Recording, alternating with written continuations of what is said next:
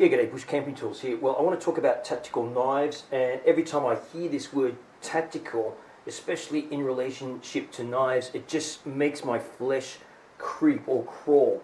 And why does that? Well, let's just get on with a few definitions firstly. When I hear the word tactical, I think of three things. One is maybe actions that are carefully planned to gain some specific military end, and that's basically, taken from the Oxford Dictionary, and I think that too. And sure, you think tactical, you think military. The other one maybe is just simply adroit planning, in other words, skillful or clever planning. And both of those things, actions and planning, decisions to get to a specific end point, purposefully done. For example, tactical actions would be you take a machete or a golok into the jungle. You don't take a knife into the jungle with a little blade like that. You can't cut vines or anything like that, and it's too thick. So this is a thinnish type blade, even though it's got a thick 6mm spine there, but it thins down rapidly here. And you would take this into the jungle. That would be a tactical knife to have in the jungle. This would not be a tactical knife in the desert, for example, where it would be pretty much useless. And since we're talking about knives and not decisions, I want to show you what I consider just randomly three tactical products here, and why are they tactical? Well, to be a tactical knife, in my opinion, the primary function of any knife is simply cutting. So all knives, as long as they're capable of cutting, in other words, they've got a sharp blade, that just can't be part of being tactical. It's got to be able to do something else. There has to be multiple features which can enhance the basic function, and that basic function is cutting. What would be the multiple features of three blades here? Well, these two clearly, maybe some of you know already, this is able to cut this stuff, barbed wire. Okay, I can easily cut barbed wire with these first two ones here, and in actual fact I can also cut it with this one here, and that's because here on this particular knife here is a notch here, and this is a wire cutting slot, and I have demonstrated this in the past, being able to easily cut barbed wire with this. Is just cut by twisting it backwards and forwards over the wire, and the wire will break due to work hardening. So that would be an advantage and a tactical advantage. If that end point was to be able to cut wire or barbed wire, this would be a tactical advantage, being able to do that with the knife, because it does something other than just cut things. Now, if we have to talk about tactics in terms of military applications, then this particular model here would have to be taken out of it, because it would not be tactically prudent, I believe, to have a shiny, it's not very shiny, but to have a shiny blade, because if you wanted to remain covert and have stealth, or be stealthy, remain covert, have stealth on your side, then the last thing you want is a reflective object to be flashing around, whether that's in the daylight or in the nighttime, that could catch a reflection and give away your position. So let's just take this one out of there at the moment. We'll come back to that in a minute. So that leaves these two here. Now, this one was fully coated when I got it, and this was labeled marketing-wise as a combat survival knife. Okay, let's just talk about this one for 2 seconds. A combat survival knife. So the word combat, well, that signifies it was intended for the military, not for the civilian, because the civilian's not supposed to be in combat. But anyway, yes, so it was all black. And why would this be a tactical advantage, a tactical knife here too? As I said, it can cut wire. You have a saw on the back of the knife, and this was a combat survival knife, a saw which is designed so this will easily go through man-made materials, wood, plastics, those sorts of things. This saw was not designed to cut into wood as a bushcraft type knife. It also has a very aggressive area here of serrations, which can very quickly cut ropes. So you can cut wire, cut ropes quickly, and cut man-made materials. It's not super heavy.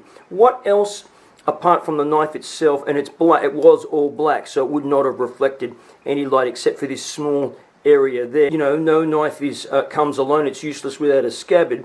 The scabbard, this is part of the wire cutting mechanism on here.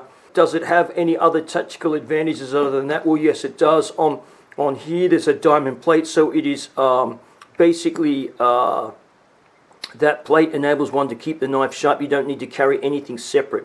It is completely self-contained, if you like, with this diamond file on the back here.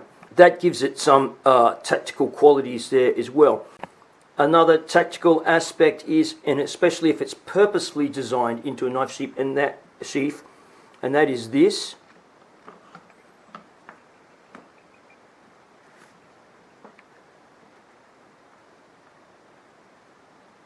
There is no rattle, it's silent. It can be extracted and inserted silently, and there's no rattle. Now that may be important tactically if this is intended for the use of a soldier, because you don't want to be the object of a machine gun nest if you're rattling around, like you're carrying a bunch of percussion instruments with you. Typically, these kinds of scabbards too, for these wire cutter type knives, the scabbards have to be extremely rigid yet lightweight. They can't be made out of steel, obviously. They certainly can't be made out of kydex or leather, and they're usually made out of reinforced nylon. So this in itself can be, a sort of weapon, a club as well too. It's very, very strong. You can't bend these things. That's because it has to resist bending when this is actually part of the lever system to cut the wire. So that brings me to the point of this particular small knife. This is tactical in itself because it can cut wire. It's small. It can be concealed as opposed to something really big like this. So it can both cut wire. It's darkened on the blade as well too. This knife is tactical, however, not particularly tactical for the military use, although you can cut wire with it, and more so tactical intending for a survival type use. Well, this would be an urban type thing, or at least wherever you might be able to find wire. You might be able to cut wire. It doesn't have to be barbed wire. You can make many things with wire. You can make all sorts of hooks and useful things out of wire. And I hate to say it, but the urban environment really extends so much into the wilderness these days. You can find junk all over the place. Maybe there are old mining sites, etc., etc. You'll find bits of wire, and I find that quite useful. I've demonstrated this knife in many different scenarios. How to lash it to a log to use it as a, like a sharpening station, if you like. Now, this knife, of course, can be inserted into the scabbard silently as well. This is quite bare bones. It also comes with, I won't take it off, but behind here is a diamond sharpening plate as well. But it is not a darkened blade. This could cause a reflection, so this was really aimed, I think, at more so civilians. There are blackened versions of the same knife.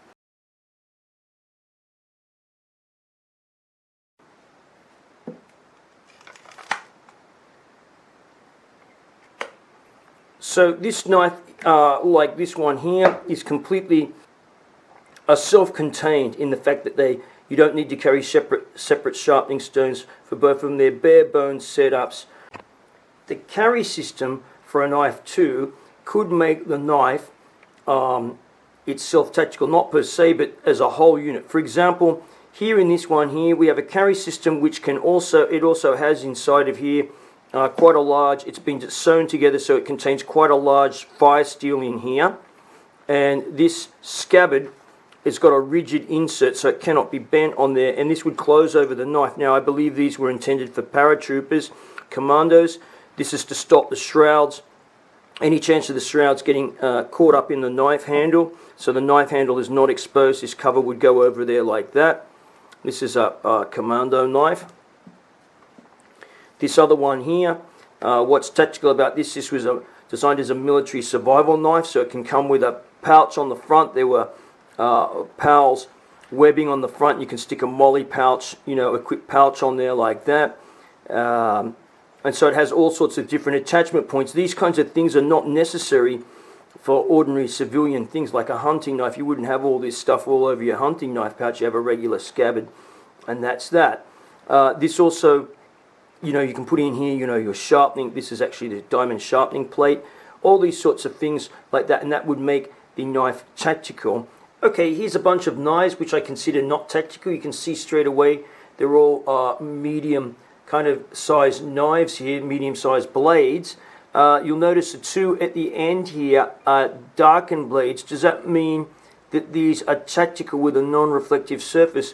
Well, not necessarily. I don't think so. This is a hunting knife and it's marketed as a hunting knife. Now, why have a black coated blade on a hunting knife other than to serve, in this case, just to enhance the slightly enhance the anti-corrosive virtues of having N690 for this particular steel in this blade here, because unless you're going to take this and wave it around, you know, with your arms waving around in front of your quarry, you know, it's not going to serve any purpose whatsoever as being black there. This other one here is also a hunting knife, and the same reasons for that there. And you see all these other blades, they're nice, bright and shiny. You know, when you're using your hunting knife, you know, it's probably going to be pulled out only after your quarry has been subdued. So it doesn't matter whether the blade is, you know, coated or uncoated. Certainly uncoated blades, these are better for food preparation. It can be argued they could be better for food preparation as opposed to coated blades. You know, that just depends on how paranoid you are about having a coating on the blade and cutting up your own food. Certainly it is easier to clean in most cases uncoated blades. And so my opinion here is there is absolutely nothing tactical about these whatsoever. Now manufacturers might label them as tactical, but there is nothing, and what's in a name, you know, you can have some name like this, you know, this is called SG2, you know, and the manufacturer, you know, the SG stood for security or something. Well, I don't know security of what. But anyway, yeah, that's marketing hype. It has to have some functionality to be called tactical. And as you heard already, you know, I spoke about tactical in terms of potential military applications, and why you would possibly have a blackened blade. The knife in itself with the scabbard can have many roles, or it might provide some special carry purpose for other materials or items, which would give you a tactical advantage over simply just carrying a knife in a regular scabbard.